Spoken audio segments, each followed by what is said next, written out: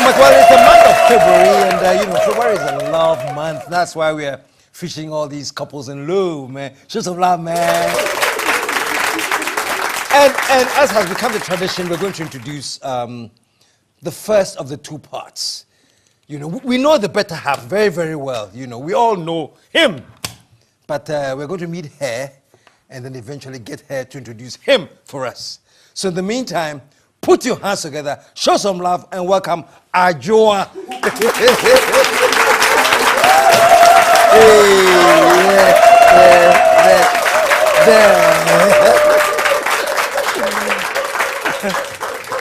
Ajoa, welcome to the show. Thank you. Thank you. Good to have you here. I'm happy to be here. Sparkling. Thank you. Well, she's in the house.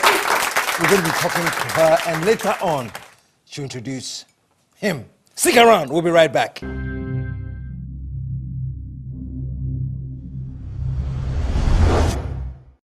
Hi, so Chiame Kwame, the rap doctor. This is my amazing wife, Annika.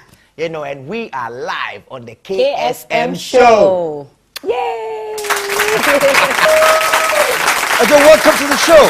Thank you. Thanks, Oh, so good to have you here. happy to be here. Thanks for having me. Our pleasure, our pleasure. So what have you been up to? We just want to find out more about you. For a while now, I was in school. I went to do a second master's in international development studies. What was the first one in? It was international affairs. Okay. Okay, that was about 15 years ago. Wow. So after a while, I practiced HR for 12 years. Then I wanted to do something different. So I went back to school to get a second master's in international development studies. I completed in November. And so I'm back and basically unemployed. Yeah, but for now, I'm just enjoying my kids since I've been away for a while. So. And you're looking for something HR related or going back to international? Where's your love now? What would you rather? I love to travel. Really? Yes, so I would want something that gives me the opportunity to travel. So I want something that has international exposure to it. Yeah, so that's where I'm looking at. Traveling as in being located in a foreign country, or travel as in every month there's some place else to go and just going to different places, learning about their culture, looking at their styles and things like that. So not being stationed in one place, because then that would be like just being home. And what's your family background? I'm asking because you know how, I don't know whether it's true or rumor, but I was chatting with somebody and I said, oh, I almost mentioned the name. and I'm getting his partner, and he said, oh, okay. Wow. She comes from a very rich family. I said, oh, really? Oh. That's what I thought. I was told, you know. Then I said, yeah. Then they mentioned a particular brand that apparently belongs to your family. Really? Oh, really? Yeah. You have to tell me, because I don't think I'm sure this is news to my dad. Oh, and I don't want to mention the brand because I'll be giving them publicity, especially when it's not true. And you can tell me after the show, but I have no idea of such a brand. No, I'm from a moderate family, I think I would like to say. I grew up mostly with my dad. I'm the first of 7 children. 7? Yes, but of course we weren't all in the same space. But really, that's it. It's just normal childhood, I think. Oh, okay. Well, I was told otherwise. You know how you have to be careful when you're sourcing information, because the person was talking with him. This I would like to know, but off air. I would want to know. I'll tell you. Okay. So, by your mom is? My mom, my parents weren't together when I was growing up. Okay. So I stayed with my dad and then went on vacations to my mom's. Oh, okay. Yeah, so best of both worlds, I guess. Yeah. But both parents are alive. And I have a good relationship with both of them, actually. Fantastic, so, yeah. Fantastic. And without mentioning his name, when did you connect with him? Oh, I must have been in Form 5. Oh, really? A very long time ago. Really? Yes. We met under bizarre circumstances because when I was in boarding school, my dad drops me in school, then he picks me up, midterm and everything. Then one time I'm told that the headmaster calls me and says, your dad says you should come home. And as a student, I didn't even know where to get a car from. So I went to the town train station and I got my tickets. I sat on the bus. And then this gentleman comes to sit next to me. And I said hello. And he didn't even say anything. Oh, wow. Oh my God, this guy, what is that? Was he famous then? No, he was nobody. In fact, I was the famous one. Yeah, so we got to Kaneshi and we had to get off. And then the old man sitting next to him was like, schoolgirl, help the schoolboy, because I think he had an injured ankle or something. Okay. So when we got off, I asked him where he was going, and then we put him in a cab. And he asked for my address. So there was this lady selling bread. And we took a piece of her paper, because it was tea bread. And I wrote my address, my school address on it. And that was it. So a week after, I would go back to school, and I get a letter from him saying, thank you, blah, blah. And I wrote back. And then one thing led to the other. And so that's how and the rest yeah, so that's how we met. That's how you met? Yeah. Wow, wow, wow. So how long after you met did he make his move, or was it very gentle and subtle? Or I think a couple of exchanges of letters, and then we grew fond of each other. So it wasn't really a proposal per se. It kind of just came, grew. it grew. It became natural, and so we started going out. I think 2 or 3 years later, I could say, okay, we were exclusive or whatever. Okay. Yeah. So then, and that was just the beginning. Wow, that is great. So at this point, I'm sure everybody's wondering who is this guy we're talking about. So I'm going to give you the honor or the pleasure of giving us the honor of introducing him. Who are we talking about now? We're talking about the actor, producer, film director, Van Vicker.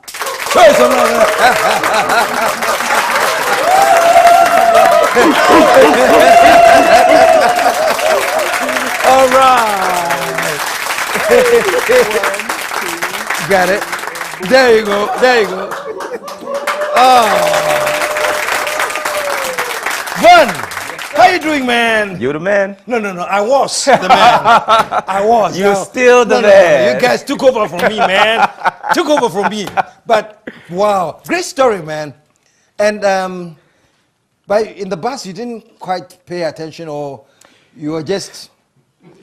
I went to play a basketball tournament, and I got injured. Okay.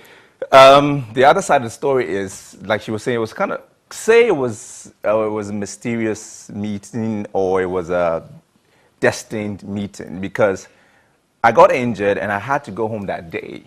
Well, I wanted to go home that day, and I went to the dispensary. I insisted going home, and the nurse was like, no, go tomorrow. I went to see my housemaster. I'm like, my leg is really hurting. I need to go home. He said, no, go home tomorrow. And it was that tomorrow, I got to the bus station, and that was in Cape Coast, because I wasn't in Fancy, and she was at Agri. And at the bus station, just when I arrived, the bus I was hoping to get on would just left, because they just took the last passenger and just left. So I was like, oh man. So I have to go in this new bus and wait for it to get full. And I got in, and there this lady was sitting at my favorite spot. Which is? Back row by the window. Oh, that's your favorite spot? That's my favorite spot. So for me, I thought, what is she doing in I mean, this is a fresh bus. Why is she sitting there? What is he doing on my seat? Yes. So what I decided, I went to sit at the very last row in the middle, hoping something would happen. But people kept coming in, so eventually I had to shift, and I sat next to her. But my leg was pounding, so I don't know, I probably wasn't myself. So when she said hello, I didn't even hear it. I'm not sure, did I hear it? I'm not sure I heard it. She left something out. You offered me, was it a gum or toffee or something? It was hacks. Hacks. Yeah. Oh, wow. Yeah. And I said no. That was when I said hello, that I gave you heart. I turned it down. I said no, thank you. He's not a gentleman at all. Oh, you didn't take the house? No, I didn't. I said no, thank you. Were you in pain or you're not I interested? was in pain. That was one. And But I had taken your seat. she took my seat. So that was the problem. She was sitting at your seat. I don't know. For some reason, I don't know why I turned. I told her later on. I don't know why I turned it down. But I placed my head on the back seat of the one in front of me, and I kept thinking, why did I say no? Wow. Why didn't I take the house? I mean, what's the harm? And I was trying to figure out how could I make it up to her. I kept thinking 2 hours drive. I kept thinking. So you're thinking about how to make up? Yeah, how really? can I make it up? Because I felt so bad. Why did I say no? What did she do? I mean, just sitting on my seat, big deal. The car is not mine. You know, but so when we're getting off the bus, and the old man said, schoolgirl helps schoolboy, I'm like, that's my chance. That's my chance. That's my chance, Yeah. man. That's my chance.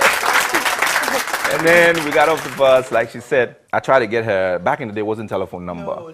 Yeah. We're talking about 94 when we met? 94. 94. Yes. 94. Okay. Yes. May 4th, 1994. May 2nd. May 2nd. I always get it wrong. I always get it wrong. May 2nd. He tried though. It was Okay. close. It was close. He Right, I was tried. close. And then I was trying to get her address. And then I didn't have a pen. We didn't have a paper. And then the taxi driver said, oh, I have a pen. Yeah, and then the bread seller said, I have paper. Where are you guys from? You know? And that was it. I got home. I didn't write to her. I stayed home, I think, 2 weeks. I didn't write. And then. But you were still thinking about her? And why you turned her down? Or you moved on? I didn't really think about it. Okay. But when I was about to go back to school, then I thought, oh, hey, this lady, okay, you know what, let me scribble something quickly. So I wrote something and left it for my sister to post. Okay. So if my sister hadn't posted that letter, that probably would have been it. Wow. So my sister posted it. Okay. And then while I was in school, I got her reply, and I melted. Now I'm curious. Now you're curious. Your first letter to her, what were you apologizing? What did you say? I think I was just thanking her Yeah, I think that was what it for helping was. me off the bus. Because I had luggage, and then I was limping, so she practically helped me get a taxi and all of that. I was just thanking her. And you received the letter and thought, oh, this guy is thoughtful. He still remembers me. Isn't that cute? Is that not what you people do? No, I really can't remember. It's been so long. But I wrote back. Okay. And then he wrote several pages more because he used to write a lot. I mean, he read like 10 pages. Really? Then Yeah. 4 different envelopes. So that's like 40. So you number 1, 2, 3, Really? 4. And then you go to the dining hall and they'll mention your name. When you get up, you go and take your letter. When you come to them, they call you again. You know, that kind of stuff. It was all from him? It was all from him, yes. He writes that much. I think he used to write about anything and everything.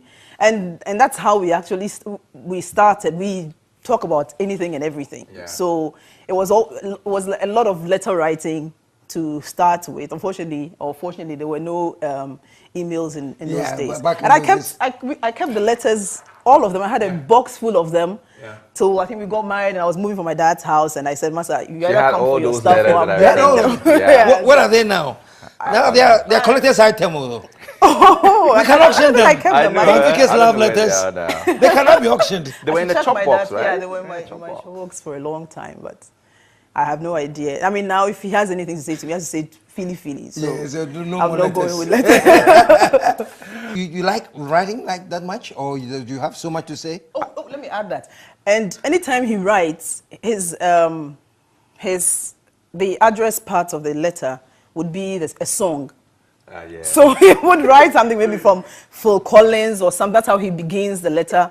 And then he had this really nice handwriting. So he would take his time and pen. Oh, yes. He was like... The things we do for love. The things we do for love, man. Yeah. At what point did it start looking like this would take a different turn? I think it was when she sent me her first picture. Yeah, she sent me a picture in the mail. I received it. You know, surprisingly, and this goes way back, it's still present. I don't remember face easily. I've got a really bad memory when it comes to remembering people. So I wasn't sure of her image. Okay. You know, it was still vague. Yeah, it was very vague. I couldn't really remember that look. Okay. But I remember the eyes, though. Okay. Because the eyes, for some reason, they've popped up a little bit. They used to be like really small, like a slit. Yeah, I remember that. That's why I started, you know, having your kids and getting bigger. Okay, open it. So it was the eyes I really remembered. So when she sent me the very first picture, which I still have, yes. Wow. We have pictures that we exchanged back in the days. We still have the pictures. We have the album with all our old pictures, but not the letters. And I looked at it for a long time. I kept staring at it. I went everywhere with it. Prep, instead of me studying, I'm looking at the picture. And I'm writing. I think that was when it dawned on me that I think I like her. Yeah, that's how it started. And I just kept writing, like she said. I didn't really propose like that and say, hey, I want you to be my girlfriend, or nah. We just wrote, and the feeling was just mutual, and it just grew and grew. Wow. Yeah. Wow. And it was growing on both sides. Yeah. Yeah. Luckily for you, yeah. Luckily. When did you realize that? I'm not really... For me, I think it was sometime in September. For me, because we came on vacation in August, and then we met for the first time after that, the first meeting. I came to your house, and I think that was sometime September or August. But I remember the month, the letter that I got that kind of went beyond friendship, and that was in October. So yeah, I think you're right. Yeah. And that was in October. So that was actually what did that letter say? No, I think then he was talking about how his feelings for me. Kind of. I know. It was you. What were those feelings, if one may ask? No, you know, like how I mean, stuff like, I wake up in the morning thinking about you, and some stuff like that. Whoa. He's asked for words, he's good with words. He's really good with words. I wrote a lot. I listened to a lot of love songs, so I would steal the lyrics here and there and try and make it my own. You were plagiarizing? No.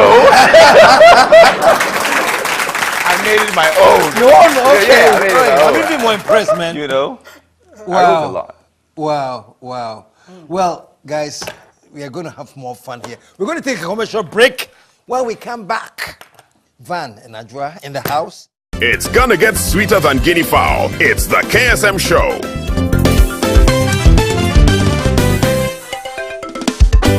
The KSM Show.